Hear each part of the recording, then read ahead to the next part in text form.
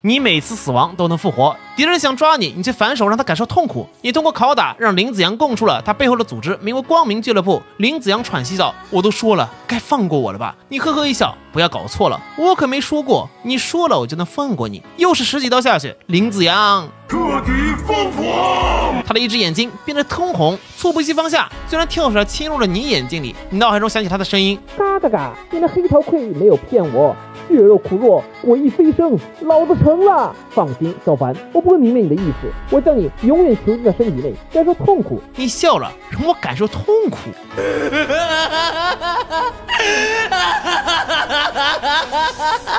我の痛みはお前以上だ！林子阳不信，可他在你的精神意识中看到了什么？这真的是人类的心灵吗？这萧凡绝对不是人，他比诡异还要诡异，想逃已经来不及了。屏幕一黑，等你再张开眼的时候，一只眼睛已经血红。你笑了，原来这就是林子阳的能力，血瞳可以对敌人发动精神冲击和制造幻觉。收拾完他后，你在他的住处还搜出了一本笔记和一件鬼气青铜烛台。在他后台光明俱乐部迟早找上你，你决定先下手为强，来到一间酒吧，这里是御灵师互相交换信息和材料的地方。和服务生对完暗号后，他将你带到一间密室，业务部经理接待了你，你直接开口：“我要杀人。”光明俱乐部会长经理介绍道：“光明俱乐部会长是2阶御灵师，还有一大票小弟，要5000灵币。”你皱眉，那就先杀他表弟好了。表弟的价格是200灵币。经理说：“客人，你可以下载杀了吗 APP， 这里会实时更新暗杀进度，另外还需要签一份合同，这合同附带鬼气力量，无论签啥名字都行。”与此同时经理的手机发出播报：“您有新的杀了吗订单，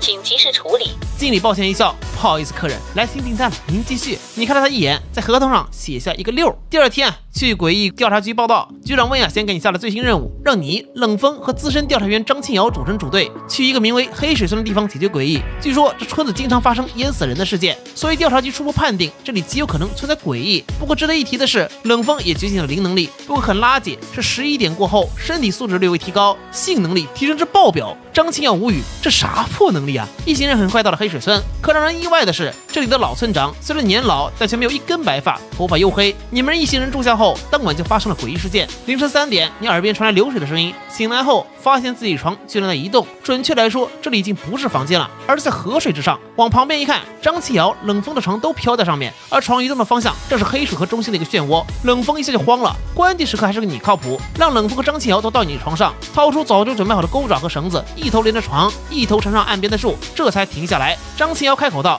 漩涡消失了。”你却满脸凝重，漩涡消失说明什么？说明诡异不在漩涡处，而是找上门了。果然有几只黑色的手抓住了床腿，正在缓缓往下拽。没多久，你们就都掉到了河里。河水很冷，体力迅速流失，可诡异却没动静。冷风瑟瑟发抖：“凡哥，这诡异怎么不动手啊？”他在等咱们陷入虚弱。很显然，只要你们虚弱到一定程度，那便是那诡异动手之时。你让张庆瑶点起火球当做热源，保存体力。张庆瑶道：“以他的燃量，举着火焰最多10分钟，现在就是饮鸩止渴而已。要是燃干了，诡异现身怎么办？”你笑了，无所谓，我会出手。张庆瑶是100个不信，在他眼里，你的能力是预知未来，一个预言家总不能跳脸吧？可还没等他说完，你一头扎进水里，直接开始血统，终于看清了那些黑手是什么，那都是黑色的头发，而头发的来源正是水底的一具女尸。战斗的画面太少经费就不展示了，结果是女尸想用头发缠住你，可你血统一开，她就发出惨叫，被你一刀削手，直接挂了。可那些头发却仿佛活的一样，从尸体上脱离，瞬间消失。你也反应过来了，女尸根本不是诡异本体，那头发才是。等了第2天，大家商量对策，你让调查局直接派一支科技别动队过来。张庆瑶疑惑道：“你找普通人过来有什么用？能对付诡异吗？”你笑了，要用科技对付魔法，把水抽干了，那诡异不就无处可逃了吗？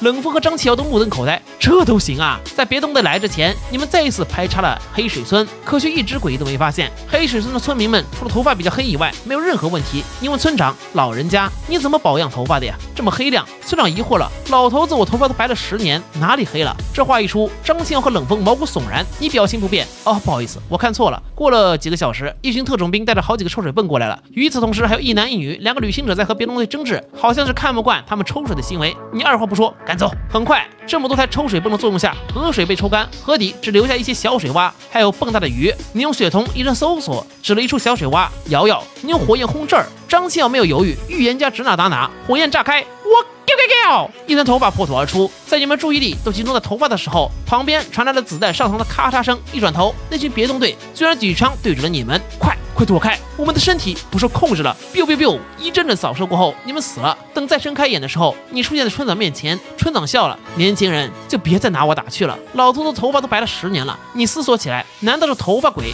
有操控他人的能力吗？可为什么不直接操控我们呢？而且那对旅游的男女出现的时机也太巧，正常人谁闲着没事干来穷乡僻壤旅游啊？很快，别动队到了，一男一女正在和他们吵架。你命令别动队成员下了枪，大家虽然疑惑，但也照做。这时候，女的走到你面前，你就是他们领导吧？凭什么赶我们？话还没说完，手术刀一挥，女子人头落地，所有人都呆住了。就这么质问你一句，就把人给杀了？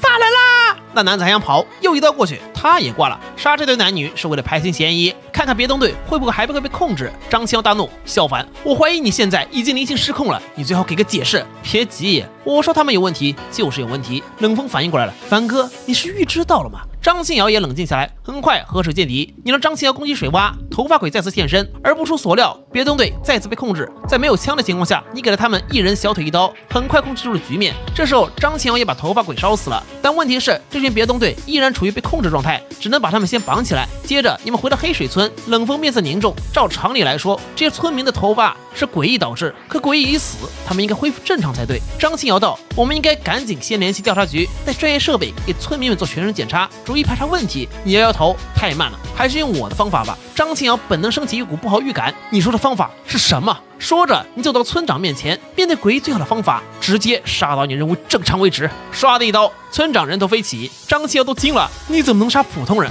普通人，看看他的脖子吧。大家仔细看去，脖子居然没流出鲜血，里面也不是血肉，而是一根根头发。与此同时，村民们齐刷刷动了起来，他们没有神智，丧尸一样朝你们靠近。见此情形，你也想明白了，难怪整个黑水村明明说了诡异，但却看起来还这么正常，因为整个村子就没一个活人。面对上百村民的围攻，你们很快死亡。画面一切是村长的脸，年轻人就别再拿我打趣了，老头子头发都白了10年了。这次你也不打算先对村民动手。目前的情况来看，头发鬼应该只想自保，他在误导自己，女尸才是源头，自己等人杀了女尸后就会回去交差，不然在第一天晚上他就会动手。但这样的话，别动队被控制就不是头发鬼所为。于是你让别动队抽干水后就离开了，不给控制的机会。